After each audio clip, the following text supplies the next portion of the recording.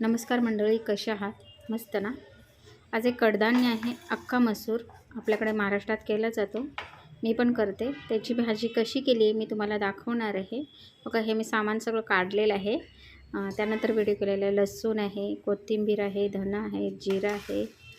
हे सगळं मी बारीक करणार आहे.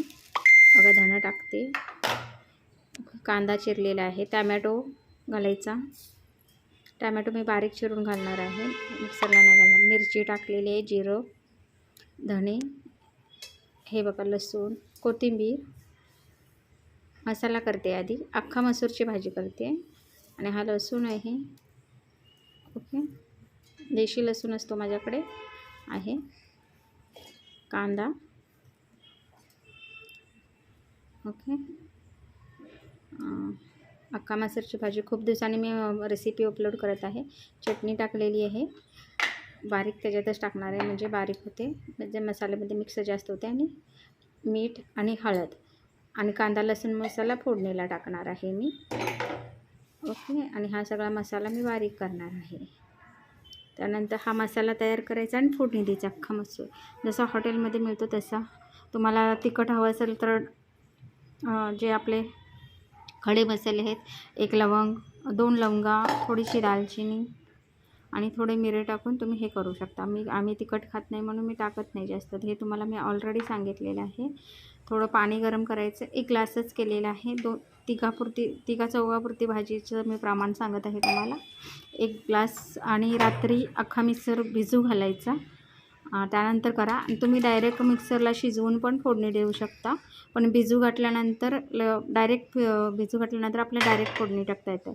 तुम्ही शिजवायला लागेल, नाही भिजू घातला तर शिजवायला लागेल, मग फोडणी द्यायला लागेल. त्यापेक्षा रात्री भिजू घालवायचा, छान होते फोडणी. पाणी मी थोडं गरम केलेलं आहे फोडणीसाठी. आता मी फोडणी देत आहे बघा. ओके, गॅस चालू केलेला आहे. ओके, फोडणी देत आहे, तेल वतत आहे. चांगलं छान ही कडधान्याची भाजी, अख्खा मसूर छानच लागतो. आणि मसूरच्या डाळीची पण भाजी खात जावा, कॅल्शियमसाठी छान असतं. मसूर आणि अख्खा मसूर छानच असतं. हे बघा, मी सगळं चटणी, मीठ, हळद त्या मसाल्यातच हे केलेलं आहे सगळं. सारखा त्रास नको म्हणून. आता फक्त कांदा, लसूण मसाला आणि तो मी मसाला जो बारीक केलेला आहे तो फोडणी टाकणार आहे. पळी विसरली, त्यामुळे पळी आणण्यासाठी गेलेली मी बाहेर. ओके, हे बघा, तेल गरम झालेलं आहे माझं. आणि कुकरमध्ये फोडणी टाकायची, म्हणजे 2 शिट्ट्यामध्ये अख्खा मिक्सर शिजला जातो, रात्री भिजवलेला. बघा, कांदा लसूण मसाला टाकला. त्यानंतर हा मसाला माझा. ओके, अरे किंवा टॅमॅटो विसरले, पण टॅमॅटो टॅमॅटोने पण छान चव येते. टॅमॅटो विसरली मी. ओके, सगळं बारीक मसाला केलेला आहे. थोडं शिजू द्यावं. मसाला शिजल्यानंतर वास येतो, छान येतो. 2 मिनटं शिजू द्यावं. थोडंसं गरम पाणी मी ते सगळं टाकत आहे मिक्सरचं भांड्यापासून, तुम्हाला दाखवतच आहे. सकाळची गडबड आहे, त्याच्यात माझा अवतार बघून बघा, काम करते आहे मी, तरी व्हिडिओ शूट केलेला आहे मी.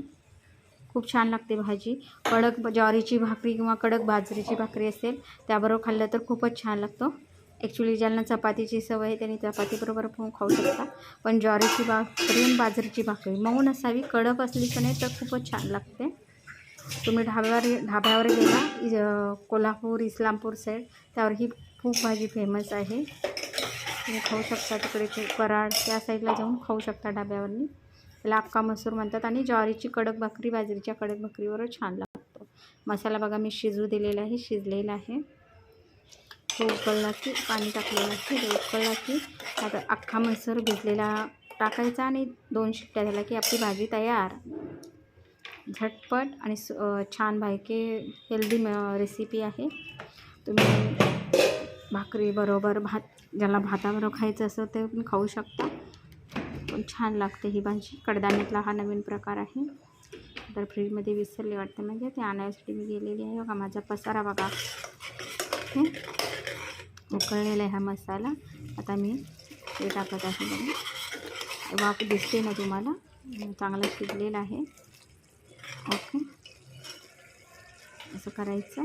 थोडंसं 2 मिनटं अजून शिजवायचा. हा अख्खा मसूर आहे. मग अशी मी व्हिडिओमध्ये तुम्हाला दाखवलेला आहे. ओके, सगळीकडे अवेलेबल असतो, डीमार्ट असतो, दुकानमध्ये असतो अवेलेबल. अख्खा मसूर बोलायचा. सगळ्यांना माझी भाजी माहीतच असेल, पण तरीसुद्धा मी सांगते. ओके, टाकायचं आणि ते 2 शिट्टी द्यायची. त्याला 2 शिट्टी द्यायची. थोडंसं ते पाणी मी गरम केलं होतं ते टाकलेलं. कन्सिस्टन्सी बघायची. तुम्हाला जास्त घट्ट पाहिजे असलं तर घट्ट हे करायचं नाही, किंवा जास्त पाणी पाहिजे असेल तर जास्त पाणीने हे करू शकता तुम्ही. मी ट्राय बघते, आधी अंदाज घेते, मग टाकते. बघा अजून थोडंसं पाणी टाकलेलं आहे मी.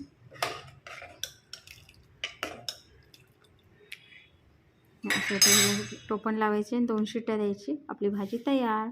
थँक्यू.